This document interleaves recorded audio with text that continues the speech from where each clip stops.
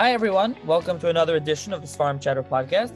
On this episode of the podcast, I'm going to be joined by Rabbi Mordechai Lebhar and Avishai Shraga, who were involved in the new publication of the new Sefer called Chacham Sasson Raban, who was the Av Bezin in Hamedan in Persia. And this new Sefer was published by Rabbi Lebhar's Minhagei Iran. And it has in it, there's a lengthy introduction in history of the Jews of Iran, and this Chacham, it's in English and Hebrew. One's the front, one's the back. There's the Sefer of Psukim, and then there's also a Sefer in here on Persian Minhagim. So first of all, thank you both for joining me. I'll start off with Rabbi Lebhar. You can tell the listeners a little bit about yourself, but I will mention for the listeners we have an episode from a while back that we did talk, so I will refer the listeners to there, but briefly maybe introduce yourself to the listeners. Yeah, it's I'm glad to be back, and over here it's a little bit of a different context. It's not putting out manuscripts of the Moroccan Chachamim, which is what Machon Magen Avot usually focuses on. But this was a very unique project and a unique opportunity, as you will see with Avishai is also going to tell us a little bit about it. That I'll give you a little bit of historical background where this came from. I didn't have any exposure to the Persian minhagim and the Persian culture until I moved to Los Angeles when I came to be Rosh Kollel in Link Kollel in Westwood. It was at the time of Westwood, Los Angeles, and we when I got there, it was 3 weeks after I published my Sefer Magen Avot on Moroccan minhagim, and I was heavily involved with the sugya of minhagim, with the whole topic that fascinated me. When does one follow minhagim? When one does not follow minhagim? At the time, I had the honor, the schus of going once every few weeks to Rav Yashiv and asking him all types of questions on what type of minhagim are machayev or and which are not. And I was young, I was under 30 at the time, and I was so passionate coming in there in Westwood, which was it was an Ashkenazi kollel, but there was a heavily populated Persian Jewish area, and I mean the signs over there in Westwood are in Farsi, just to give you an idea. And we had a minyan of it was 99% Persian and 1% Moroccan. I was that 1%, and I was always very fascinated at the minhagim, at their practices, and I asked them about their chachamim, about their sources, about any svarim that they had, and they looked at me with blank faces, and they would never be able to tell me anything, and that was a little bit disappointing to me, because I grew up in a community where there was tremendous pride in the chachamim, in the writings, in the minhagim. If anybody ever tried to change a minhag, you'd have your head chopped off, and over here it was there was a lack of that. There was a lack of knowing the history and knowing who the chachamim were. So in 2007, I think around that time, one of our balabatim, his name is Shaharam Zamanzadeh, gave me a notebook of his grandfather, who was the Av Bedin of Hamedan, and there I discovered that there was a Bedin. There was, as we would call it, there was a certain seder. There was piskei halacha. There were things going on in the realm of halacha, because I was hearing from other people that not only there was nothing going on, they didn't know what they were doing, and it was total, there wasn't even a shas there, they would say. And I was kind of shocked and disappointed, because I knew that everyone in Iran, they came from houses that had tremendous emunah and yirat shamayim, and there was a certain lack of producing talmidei chachamim, as Avishai will explain why, and he'll give us certain theories why. But notwithstanding, there were Chachamim and they were Badei Dinim. And I felt that that was an important thing. So I gave it at the time to one of our Avrechim, Rav Arya Lovadi, who's actually in your neck of the woods over there in Lakewood. And he's now there, and he typed it all up. And it sat in my inbox the whole time until a couple of years ago, where we decided that it's time to put it out. So we had a team of Talmidei Chachamim work on it. Rav Michael Ovadia from Lakewood wrote the Hagaot on the Piskei Dinim. I gave some of them that were written in Hebrew but Farsi language to be translated. There was there was a section of the historical section about the Chachamim, which Chachamim were in Paras, which Avishai Shraga, one of my dear friends who comes and learns in the kollel over here in Los Angeles, worked on, and what we added on as an addition to this Sefer, which I think is very, very special. Maybe we'll speak about it a little bit more. Is a whole section on minhagim that should be mechayev according to halacha, that should obligate a person according to halacha, or that a person really should be keeping. These are minhagim that were verified, and we'll speak about that later. How we'll see that there's a consistent pattern, that these minhagim didn't come out of nowhere and weren't invented and just weren't done with no rhyme or reason. Rather, they have validity, which is the truth by most kehilas in Klal Yisrael, whether we're talking about the Moroccans or the Yekis or the Polish or the Persians. They're all going to have a common denominator in their minhagim, each one a little bit different, but they are consistent and they're coming from generation to generation. So that's a little bit how this Sefer came about, and it's people are responding. I think they're liking it. Okay, so we'll get more into that. So now, Avishai, let me turn to you. First of all, let me ask you to tell the listeners a little bit about yourself before we get into the Sefer. Sorry. So I've been a student of Rabbi Lebhar's. I learned in his kollel now for the last, I think, 6-7 years. And one night I overheard him talking about a manuscript that he was trying to publish. And he said it was from a Chacham in Iran. And I had told him, I thought that was impossible. I was always told such things didn't exist. Growing up, I can't tell you how many times I had been told by different Rabbanim, by different people, that there simply were no Chachamim. There were no big rabbis in Iran. There was no Torah literature in Iran. Nothing was ever published out of there. So I told him immediately I wanted to be involved. And I don't know if he asked me to write the introduction or I forced myself upon him, but he agreed, and I did a lot of the research for the introduction, and it was an extremely rewarding experience. It was a big zechut for me. I learned a lot, not only Persian Jewish history in general, but more recently about their Chachamim, the rabbis that they did have. I myself and my father came from a line of at least 10 Rabbanim straight. He wasn't a Rav, but I knew that. I knew my grandfather was a Mohel, a Shochet, and a Rav in Tehran, but I got to sit with my father, learn more about his own family history. And it was a very rewarding experience. And we're hoping really it's the first of many more books that we can publish from Kitvei Yad that came from Iran. Okay, so first of all, this Chacham David Sasson Raban, he lived 1879-1974, just to give the listeners a context of when. So let's talk a little bit about it. So you do, like I said, there's a Hebrew and an English introduction. It's very nice. The same thing, you have in Hebrew or English, however you want it to read it. You discuss a little bit the background of the Jews of Iran. So we're obviously not going to go into that like in depth over here, but maybe you want to briefly mention that before we get into Chacham Sasson Raban a little bit, before we get into him a little bit more. Sure. It's the oldest Jewish community in the world outside of Eretz Yisrael, and it's the oldest continuous Jewish community in the world. Today, you still have Ben Porat Yosef. You still have a sizable Jewish community in Iran. I've heard anywhere from 10 to 25,000. They live in relative safety and security, and that's unique to the Middle East because you don't have Jewish communities anywhere else in the Middle East today. Iraq, Egypt, Yemen, Lebanon.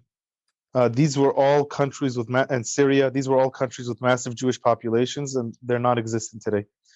Iran doesn't only still have one, but it was also one of the oldest ones, and we dated it to about 130 years prior to the destruction of the first Beit HaMikdash, from the Galut of the 10 Shvatim, with at the hands of Sancheiriv Melech Ashur, and then after that, 130 years later, with Nebuchadnezzar, and it's almost a history that starts from there and then continues till today. Now, during that time, there's ups and downs, but you could say that the highlight, I should say, the Renaissance period of Persian Jewry was during the time of the Emoraim, the time that the Talmud was written, the Talmud Bavli, and most of that was written in what's modern day Iran. What you would call Bavel back then, today, is in Iran. And we brought plenty of sources for that. We discussed it, including the Chida, the famous Sephardi Acharon, Rav Chaim Yosef David Azulai, who speaks at length about Persian Jewry in one of his books called Shema Gedolim. And he says how Iran was the center of Torah life for approximately 500 years, starting from the time of the Emoraim through the time of the Geonim. It's a history which more recently, maybe perhaps it's more how much Torah there was there. We went in detail. But the most famous, obviously, the most famous Jewish story in Iran takes place we're going to be celebrating about a month from today. And that's the story of Purim. And we discussed that at length. Where did that take place? Our Rav in the book that wrote the Teshuvot, Chacham Sasson Raban, lived and was a Rav in a city called Hamedan. There's a common misconception that Hamedan was Shushan, the story where the city where the story of Purim took place. And we showed that's not the case. But that's a general history, and you'll get much more detail in the book. Right, so there's more detail in the book. I also want to give mention to my friend Yehuda Geber. I think he did like a 2-part series on this Iranian Jewry, right? So people can check out on Jewish History Soundbites if they want to hear more about this at length. So let's talk about Chacham David Sasson Raban. You mentioned him. You mentioned when he lived. So talk about just because the next part of the book, the next part of your introduction, you give his biography. So when did he live? Who did he learn under? Just his basic biography before we get more into the Sefer. He was born in the late 18th century in Hamedan. His father, prior to that, Mullah Yehuda, was the Rav of the city. Very little is known about his formal education, except that the family has a tradition that he did spend time in Iraq. Now, I'll give you a little bit more background in terms of Jewish yeshiva education in Iran. There was almost no formal system of Torah education in Iran for at least the last 100 years. And prior to that, maybe even a little longer. We have found evidence of some rudimentary yeshiva system where they learned some Mishnayot and maybe 1 or 2 Masechtot of Gemara, and that's about as far as it got, and that was only in a few cities. Hamedan was one of those cities that had a little bit more of a system. Most of your Torah education took place either at home or at the Bet Knesset, at the shul, with the Rav of the city. And it seems like that's where he got most of his education, from his father, or from the Av Beit Din at that time, which we know his name was Mullah Rabbi. But that's how Jewish education took place. However, if you needed more advanced Jewish education in Iran, you would go to the neighbor, you would go to Iraq, and you would study under either Harav Abdallah Samech, who was the Rav of the Ben Ish Chai, or you would study under the Ben Ish Chai. And we have many, many examples of Rabbanim through history, Persian Rabbanim, some that went and just stayed in Iraq, and many that went and studied there and came back. And if you really needed to get more advanced studies, that's where you'd have to go to get real, rabbinic training. Advanced training was in Iraq. Otherwise, more about his life. He did move around a little bit, but when his father passed away, and I don't have that exact date in front of me, when his father passed away, they brought him back to Hamedan. They appointed him as the Rav in that city, and he stayed there till about, we don't know exactly when, sometime in the 1950s, when so many people left Hamedan that it made no sense for him to stay there any longer. And he moved to Tehran, which is where most of the Jews started moving to in the middle of the 20th century. Most of the Jews from Iran would leave these far-flung villages and faraway cities, and they moved to the metropolitan city in Tehran, the capital. And that's where the major Jewish community was, and that's where the major Jewish community is until today. Although these cities still do have Jews left. Hamedan, for example, I was told by Shahram, who was the person who gave the manuscript to Rabbi Lebhar, he told me he knows of 10 Jews still living there today, approximately 10 Jews. So, but otherwise, he moved to Tehran, which is where he passed away. Mullah David Sasson Raban. Okay, so in the introduction, you discussed more about him when he got married, his kids. You do mention here also that the kever of Mordechai and Esther is considered to be there, and he was in charge of this. This is something that he was in charge of. You mentioned he was Rav almost for 40 years, and about the Sefer. Okay, so first of all, one other thing I wanted to ask you, because I read the introduction line. You have all the Rabbanim, I think they're called like Mullah. Am I pronouncing it right? Where's that? What does that mean? Where's that from? So I found two different sort of sources, Mekorot, about that. So one of them said that Mullah is an abbreviation for me, LeHashem, Elai. That it's Rosh Tevot for me, LeHashem, Elai.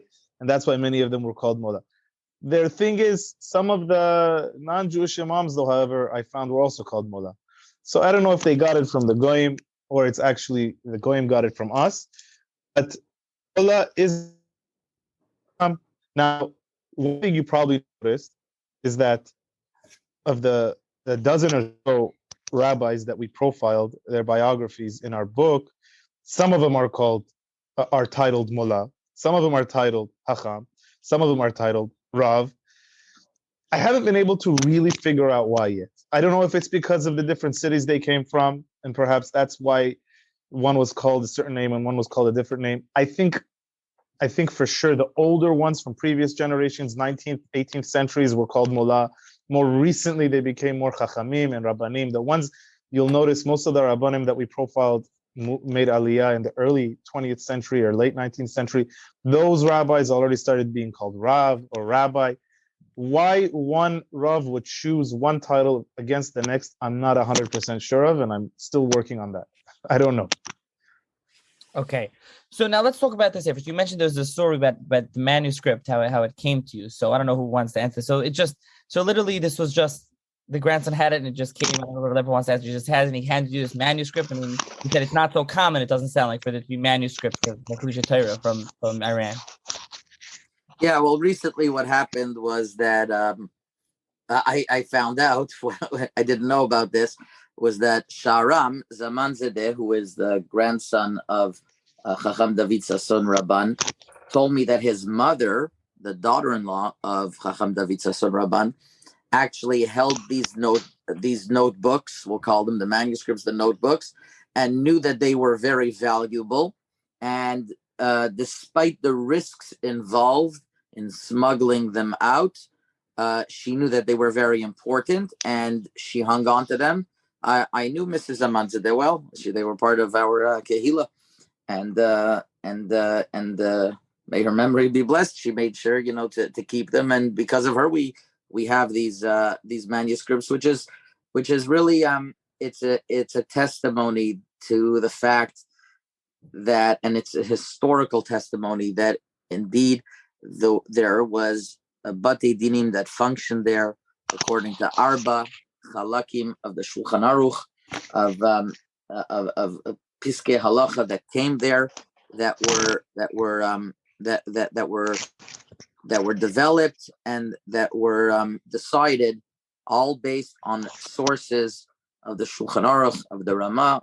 Different teshuvot are quoted over there, and it's quite an important piece of history in my mind. So why did you decide to publish it? Was it because you said, I'm not going to pronounce his name right, so I'm not going to try? The grandson came to you with the Sefer and decided to ask you to publish it. Also, I know I'm adding on a question to a question, not a good thing to do, but is his name Chacham Sasson Raban or Chacham Raban? I don't know. Is that Sasson a middle name? Is that his last name? What's the story here? So first of all, Nachi, you have to spend a few years in Los Angeles to have that zichut of being able to pronounce Persian last names properly. That's number one. It doesn't come for free. You got to work on it.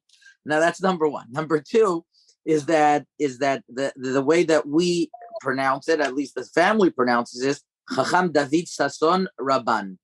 Now, the manuscript came to us because Shahram Zamanzadeh's mother, who was the daughter-in-law of the Chacham, had these notebooks or manuscripts and held on to them. And despite the risks involved in smuggling them out, she did so with great mesirut nefesh, from what Shahram told us. And because of her, may her memory be blessed, we were able to have these ktavim, which is really a testimony to the Batei Dinim system that there was. And the information there is definitely interesting and informative, but even more so, it's once again, the historical documentation of the system of Batei Dinim. You see the exchanges between different cities.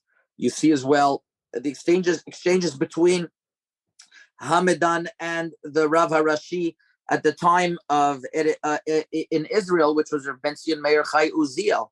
There was also letters there between him and Iran. So there was communication with Eretz Yisrael. There was communication with different cities, different Rabbanim that would ask that they used to ask questions. And it's something, in my opinion, that's very important. So I don't know, maybe Avishai wants to answer. Is it unique in this regard that is it really, I mean, you made it sound like it, but is it really unique that there's a Sefer published from this time period, or even a little bit before this time period from Iran? From what I know, I'm not aware of any other Torah-based literature that's been published from Persia, from Iran, in the last 100 or 200 years. I'm not aware of one. There's a lot of manuscripts that I've been able to locate, parts of manuscripts in different libraries or private collections throughout the world. But one that's actually been published, She'elot u'Tshuvot, I'm not aware of any other one. None. There is one book that they published in Israel like a few years ago, which is like more midrashic and has to do with some a perush that was written in Yazd on different haftarahs and things like that. But actual halacha, I'm not aware of anything else.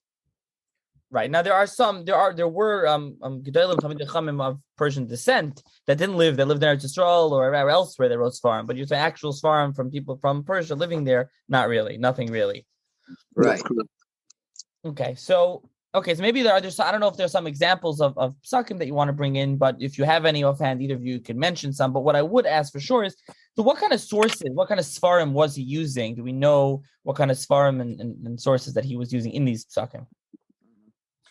Well, for the most part, he was asked about Dine Yerusha, which is actually quite common. Also in the Batei Dinim in Morocco, they had total power to decide Yerusha and anything to do with apotropos, anything that had to do with apotropos, which is those who are in charge of orphans' estate, and different Even Ezer questions. But here we find Rav David Sasson Raban as well was answering these questions. I mean, the first question is that Ruvain decided to he married the daughter of Shimon, who was a yetoma. She was an orphan, and he left her after 3 years, an aguna, and he didn't marry her. What is he supposed to do? And he quotes mostly the Shulchan Aruch, and he talks about savlonot, the different questions regarding when somebody gives gifts, is that l'shem kedushin or not? And he quotes actually Minhagei Paras benidon dedan recha de kedushin lo adat behu uparas atra de lo chayshi lesavlonot minhu. He says over here, Paras is a place where our minhag is that we're not choshesh that the gifts are considered l'shem kedushin. In the bottom, we source everything. He quotes many times the statement Lechu el Yosef v'chol asher yomar lachem ta'asu, which is that the Persians, which is in Idut HaMizrach, just like the Sfaradim as well, accepted that Maran HaShulchan Aruch, the opinion of Maran HaShulchan Aruch, which was binding. He quotes sometimes the Ben Ish Chai in his She'elot u'Tshuvot, Rav Pe'alim, Hareach HaTov. He quotes it in Siman Vav, where he was asked different questions of Hilchot Nida. he was asked different questions of Ilchot Nida and what happens if somebody was nichshal in Ilchot Nida, that the woman became a nida, pierced a nida, and he quotes the Reach Hatov, which is the name that we give the Ben Ish Chai, the of Yosef Chaim, a Reach Hatov, Harav Reach Hatov, Chelik Shlishi Siman Yudalit. So he quotes exactly where, and he explains what to do, and he quotes from time to time. He starts from the Gemara. If you take a look in Siman, I just lost it over here. In one of the Simanim, he goes from the Gemara till the Shulchan Aruch, till the final Psak Halacha. So he doesn't quote many different sources from all over. I mean, besides what I mentioned to you, the Ben Ish Chai, he quotes in one place the Sefer Tiv Haaretz, which it seems to be the Tuv Haaretz from Rav Natan Shapiro Dav Zayin, and he seems to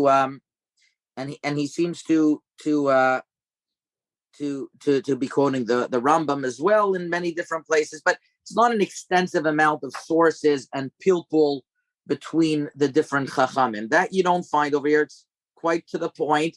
It's quite brief, but it's sakim aliba deilchata. Now let me ask you, Avishai. Let me ask you this. Do we know? I know Rabbi Lebhar mentioned there were some written to Eretz Yisrael, but do we know who he was writing to? Was it mainly focused locally in Hamedan or surrounding towns or cities? I'm not familiar with the geography, or was it written elsewhere? Do we know where the shilas were coming from? Yeah, we know exactly where almost each one came from. In the introduction, we even gave a bit of a geography of it, saying where most of the letters came from. The majority of them from around Hamedan, but he corresponded with Rabbanim really all over Iran, as far as Shiraz even, which is very, very far from Hamedan. Letters all the way to Tehran. There's several examples of letters to Iraq, to Batei Dinim in Iraq, and then there are several letters to Eretz Yisrael. Now, in addition to the letters which Rabbi Lebhar mentioned with the Rishon LeZion, he would also write reference letters to Jews from Hamedan, for Jews from Hamedan that were traveling to Israel, whether to raise money or to start a new life. And this was, they take his letter with them as sort of a reference letter. So we have those, but there's letters in Iran, all over Iran. To Baghdad, there are several copies, and then Eretz Yisrael, like we mentioned, there are some as well. Outside of those three countries, we didn't find anything. Okay, so obviously there's much more about the Sefer, but that's all inside the Sefer, and people can check it out. The Sefer, like I said, it's available. I'll put a link to where they can buy the Sefer I'll put a link in the show's notes, and it's available locally in farm stores. But I do want to mention, I don't know which one of you wants to discuss this, that I think Rabbi Lebhar mentioned that there is a Sefer in here about the Minhagim of Persia, the Minhagim of Iranian Jewry. So first of all, why include that, and talk a little bit about what it's about?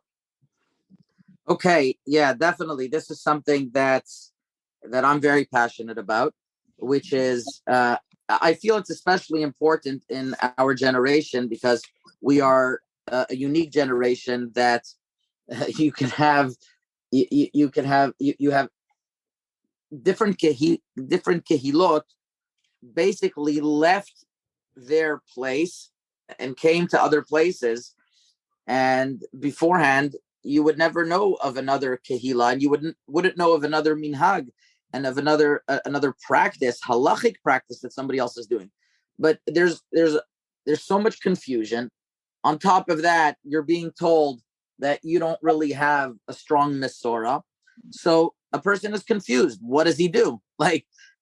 Usually you follow what your parents do, and that's where it ends. But you're on attack over here that, well, they didn't really know what they were doing, so just discard it.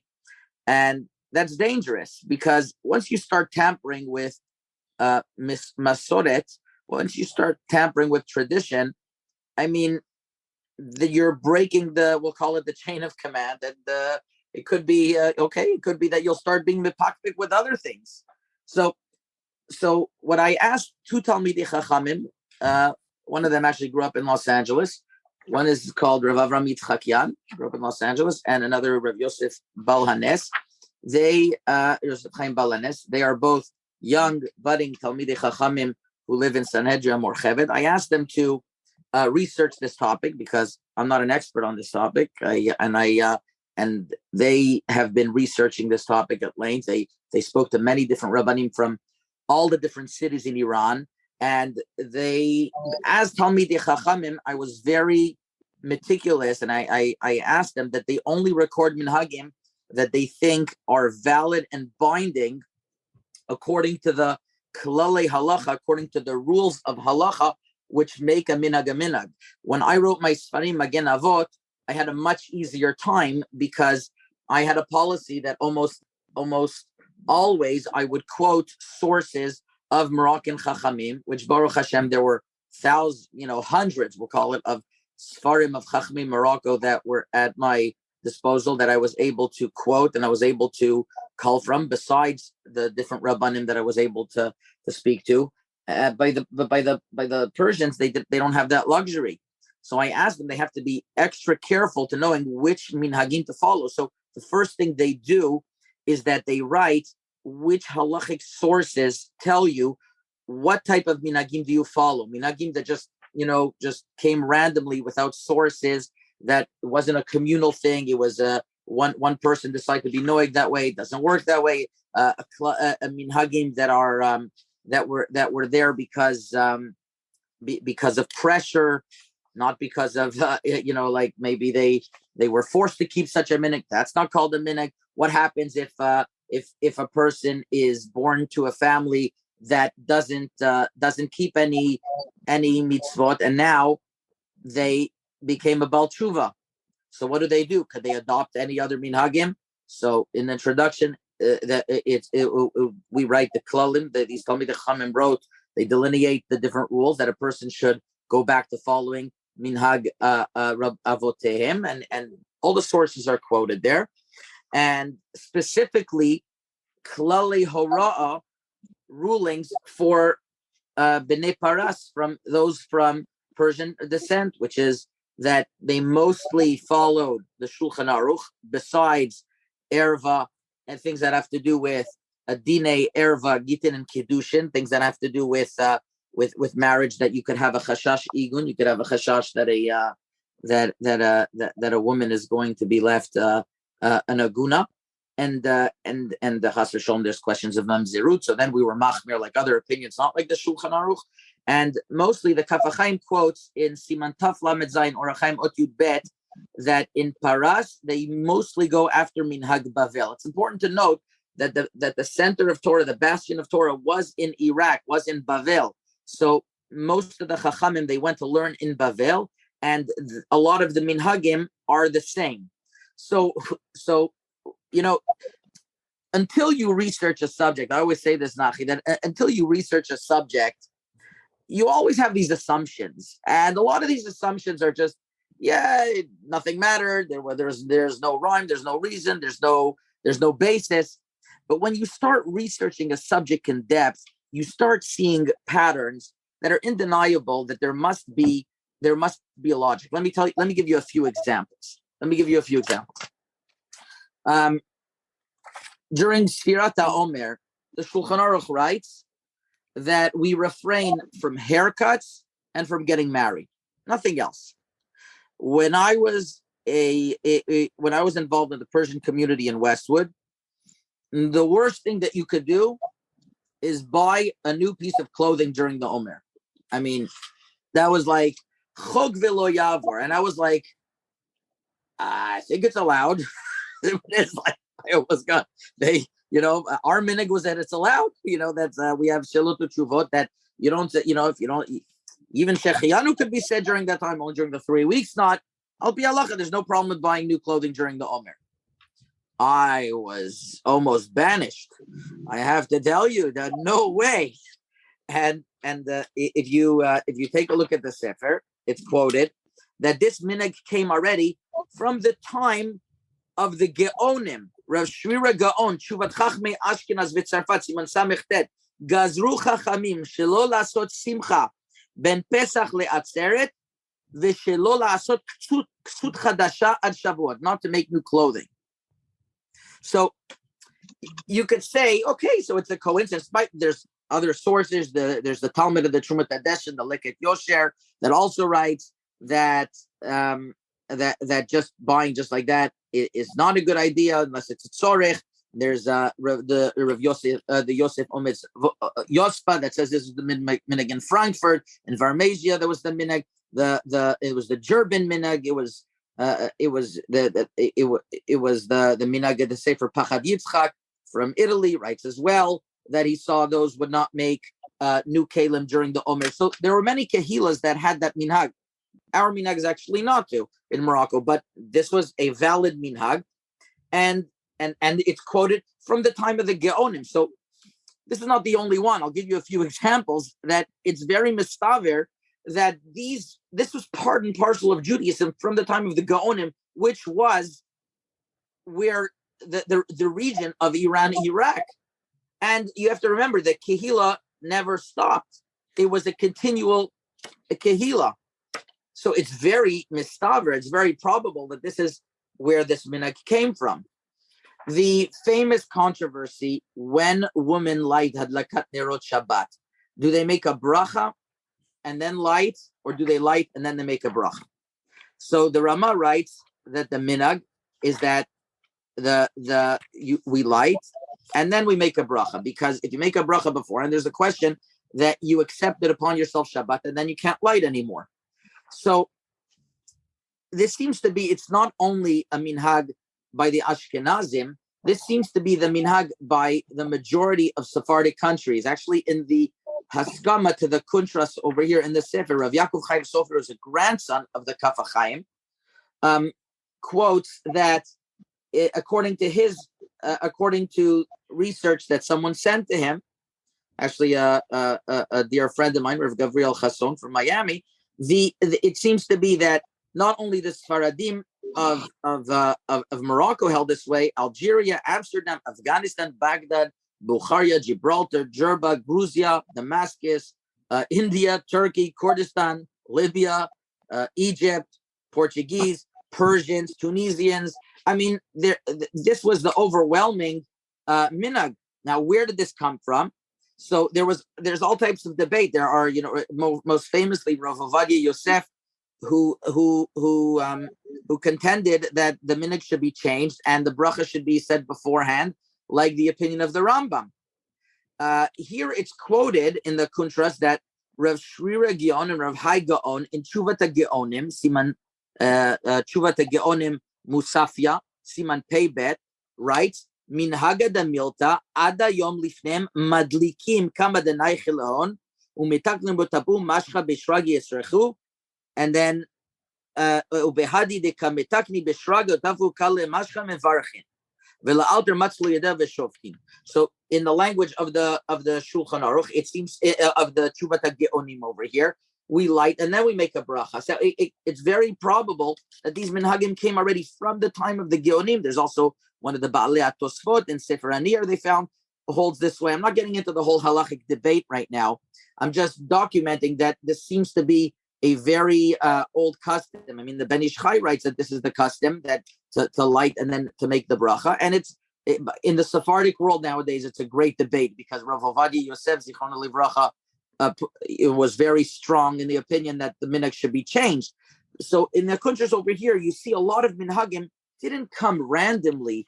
They were based on minhagim, not only early sources, but very consistent with other minhagim of Klal Yisrael. So there's no disconnect between Persia and other countries. So I think it's a huge contribution to the Torah world to see these minhagim. And this is the first of many. I know there are Talmidei Chachamim, one of them who learns in our kollel over here, Rav Shlomo Yisraeli, is already working extensively on Minhagei Paras that hopes to be published soon to document even more minhagim and to show a structure of the halachic process that took place in Iran.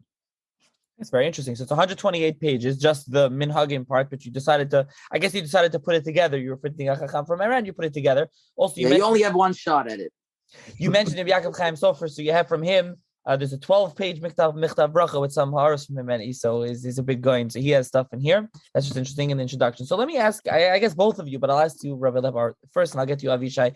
Or actually, you know what? Let's go the other way. So Avishai, let me ask you. I know you wrote the introduction in here. You did work on it. Is there something else?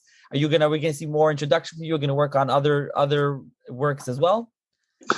I hope so. I mean, we don't want to just publish works with just historical information, which is what the introduction is made mostly of, or profiles of Chachamim, which is very useful, gives a lot of people chizuk, but we want to provide more of that history and more of the research just as sort of an appetizer to more Torah literature, to more actual halacha or similar works that we want to publish.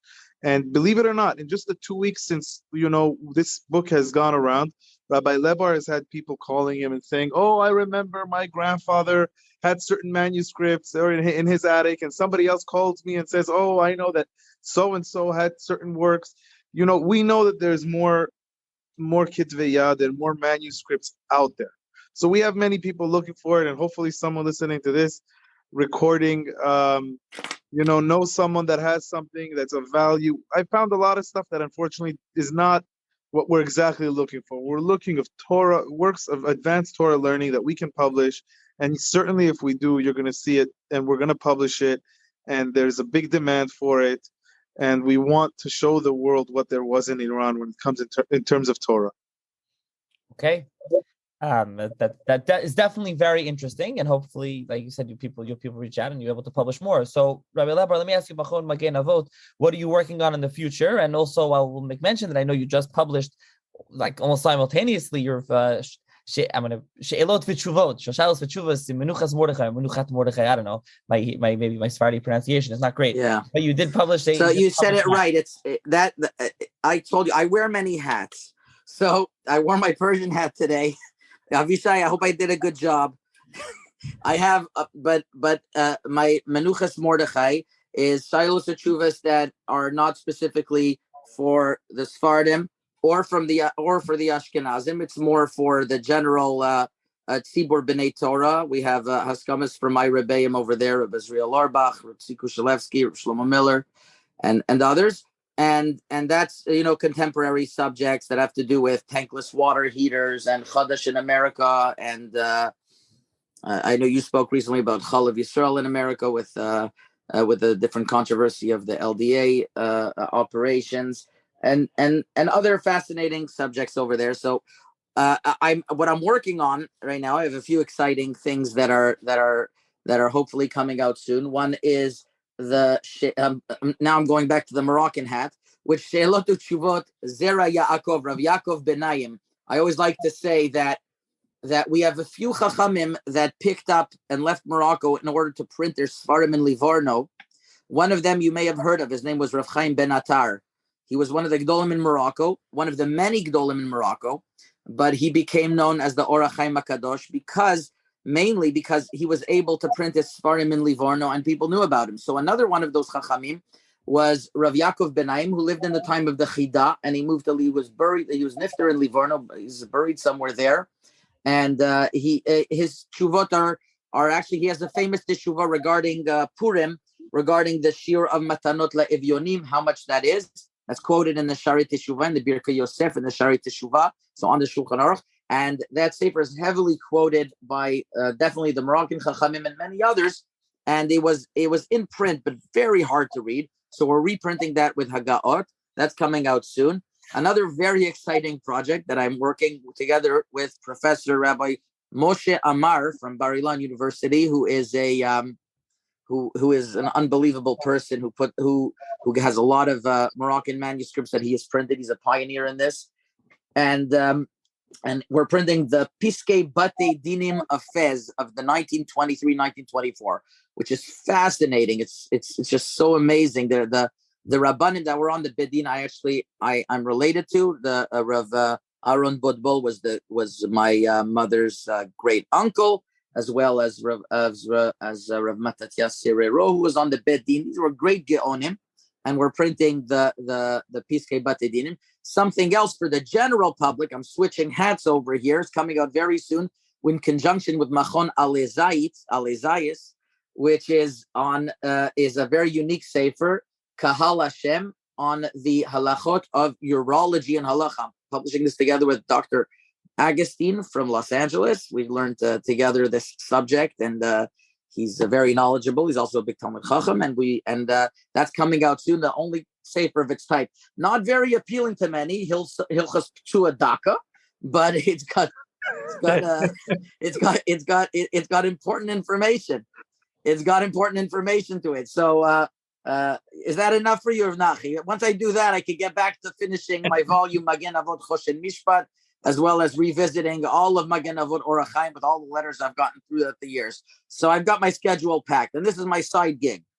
and right, and on your website, people can see the other. We talked about last time, I think, the Chachmei Castilla, and we talked about the Shita and Yuma from Rabbi Musa, right? And then there's also, you have all your Magen Avot Halacha. English, Moroccan Daily Halacha, or Darkei Avotin. Whatever the name is. MoroccanHalacha.com. And I have a web, I have a page over there, a Shopify page, where it's easy to order and to ship anywhere in America for sure. And the rest of the world, it's a little bit more expensive, I guess. Yeah, I'm going to include the link, so especially the link for this Sefer. So the one we talked about, Piskei Chacham Sasson Raban, that if anyone's interested in the Sefer, like I said, just as finally, so it has the introduction in Hebrew, you have the Psakim, you have the Sefer Minhagei Iran, and then you have the introduction in English. So there's a lot in the Sefer. It's very nice. And it's too confusing for me. Well, that's what it is. So, and thank you both for joining me. I appreciate it. Okay, thank you very much. So much.